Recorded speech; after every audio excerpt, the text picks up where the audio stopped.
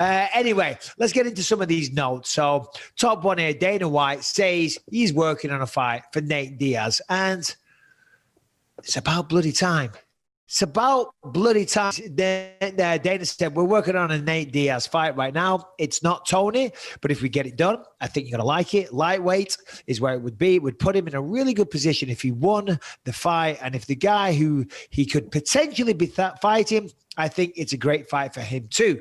So, of course, that leads us to the question, who is he fighting? And Harrington, who do you think? Who do you suggest? And what do you think?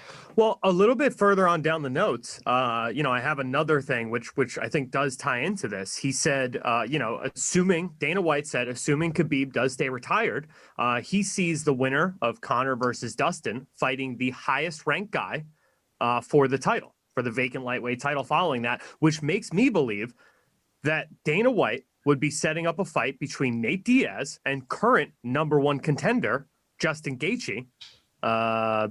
Because then if Nate Diaz gets that win against Justin and Conor McGregor gets that win against Dustin Poirier, then you have it baked in right there. Third fight, this time at lightweight for the lightweight title, Conor McGregor versus Nate Diaz. I think that's the biggest fight possible, right? Well, that's a huge fight, and I would love to see Nate Diaz versus Justin Gaethje. The only problem is Justin Gaethje is fighting Charles Oliveira, isn't he? Well, they're trying to book that fight. Charles Oliveira's team actually came out and said that they didn't want that fight. They want to jump past Justin Gaethje. They said that Gaethje got run over, absolutely snowed in by Khabib. He doesn't see that as a good fight.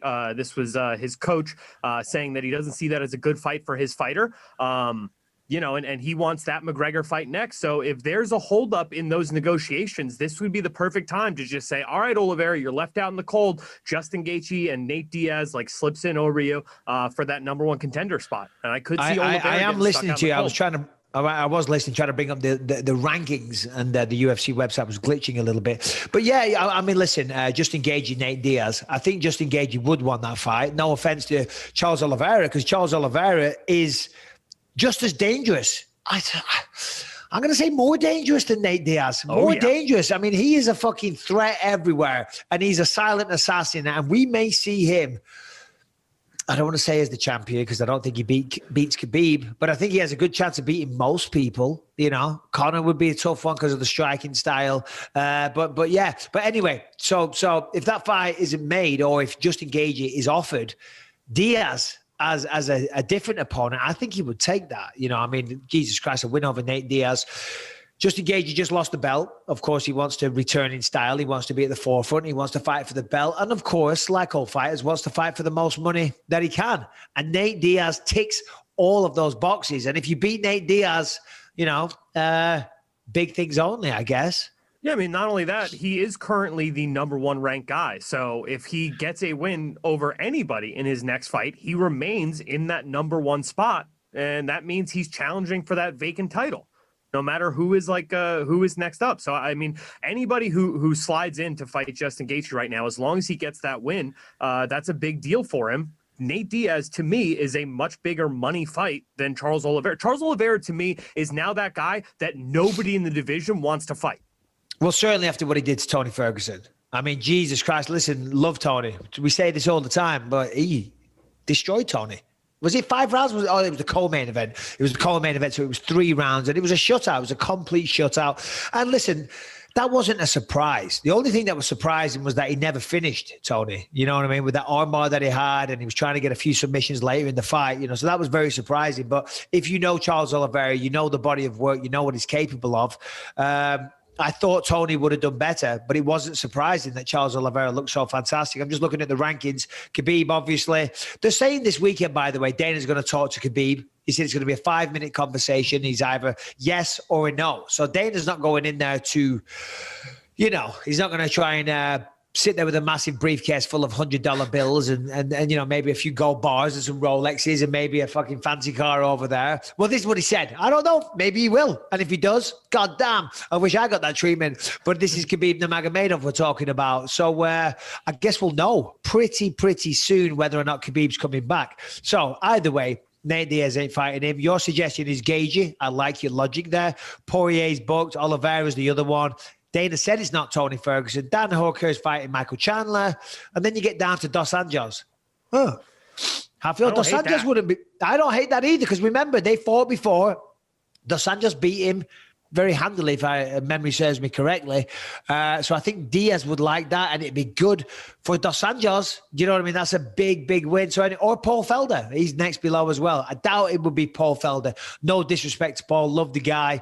But yeah, I think it'd be either Justin Gaethje or Rafael Dos Anjos. Yeah, I mean, either way, if it's a Nate Diaz fight, you want to see Nate Diaz stand and trade with somebody. You know, with Oliveira, you have that element of the wrestling game, and obviously, you know, Diaz does have crazy jiu-jitsu, but everybody thought Tony Ferguson had crazy jiu-jitsu, right? And like the elbows off his back and the whole nine, and Oliveira was able to completely neutralize him on the ground. So, you know, for me, if I'm seeing Nate Diaz come back, I want to see an absolute stand-up war, and I think Rafael Dos Anjos or Justin Gaethje, either one would provide fireworks.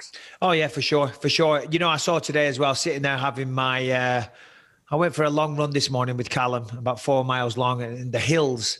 Jesus Christ, the hills by my house here are just ridiculous. Found this new run. It's very good, but came back. I'm sitting there feeling sorry for myself, scrolling Twitter as usual. And as I said before, and they've just changed the ruling, or maybe not changed it as yet. Did you see this about marijuana in the sport, which is just fantastic? So what they're doing is they're not trying to penalize people if they find marijuana in their system on the night, you know, but of course, marijuana stays in the body for a long time. It attaches itself to the fat cells in the body, and I think it's detectable for about a month. And the most famous case of this that we've seen, and by the way, we still see it all the time, people serving suspensions for smoking marijuana. But Nick Diaz, remember that? 4 years. All right. In the end, he got thrown out or reversed. I forget what it was, but still 4 years at the time, which was essentially killing the man's career, which was just fucking wild by the Nevada Commission. But still, they're eradicating that. And are you looking it up there, Harrington? Do you have the official stance there? Yeah, I mean, I was reading the report from Jeff Nowitzki earlier today. What he was saying is they still don't want guys to be going into the cage high. That's still a big... that's a performance enhancer. I'm telling you right now. People would say that, it doesn't enhance performance. For some people, it will. Do you understand how nervous you are? Or for some people suffer with anxiety really bad. Like... apparently Rose Namajunas is really bad. Tito Ortiz used to famously cry all the time. Now, I wouldn't want to smoke weed before a fight because I get paranoid as fuck at the best of times, let alone before I'm walking out to face a world killer in front of 20,000 people on TV. The last thing I want to be in that situation is fucking high, okay? I already think people are talking about me. Do you know what I mean? And in fact, they are talking about you. Of course they're talking about you. You're in the cage, you're fighting, they're commenting on what you're doing. Being high in that environment would literally be the worst fucking thing ever. But some people are weirdos, and some people like it, and some people use it for anxiety, and some people say they get more creative or whatever.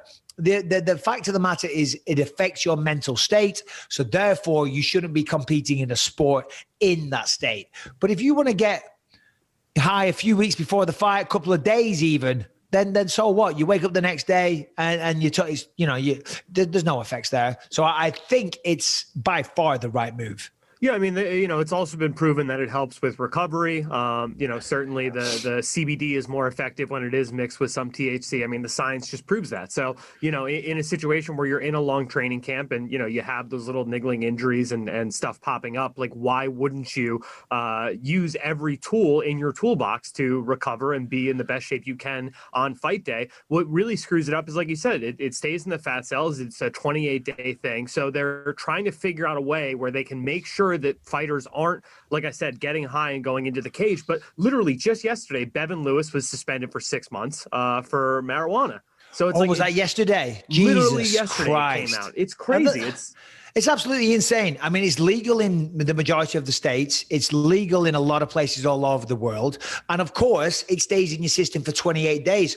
Maybe you can look this up, Harrington, but I'm not sure, or Brian. What is the case if you get pulled over driving, right? Because obviously you can't drive while you're high. But I always think because I know in the UK, they used to have these machines. I think it was a light or something, and it could tell if you were on drugs or whatever. There was a system that they had. I don't know if they still have it. But What if they detect that you're high behind the wheel and you just say to them, oh, no, I had it 2 weeks ago. Surely the cops must have a system in place where they can tell how recent it was when you smoked. I mean, I am looking it up right here. It's saying that, like, you know, the cops who do field sobriety tests are pretty much useless. So, you know, they're yeah. And it's not hard to see someone who's stoned. You know, you know what I mean. You can pretty much tell. I can tell when someone's high. You know what I'm saying. But my point I'm making is, and Brian, you popped up for a second there. If you got something to say, please join us. But I'm just saying, if the cop says, "Hold on, your eyes are glazed, right? You're high as fuck. You're speaking like a moron or whatever." Do you know what I mean? I can tell you're high. Right, you're very, very high, and then let's say they get arrested or whatever, and then they just tell the lawyer, no, that was 2 weeks ago. How do they differentiate in the legal system? And if they do that, then why can't they differentiate in an athletic environment as well, Brian?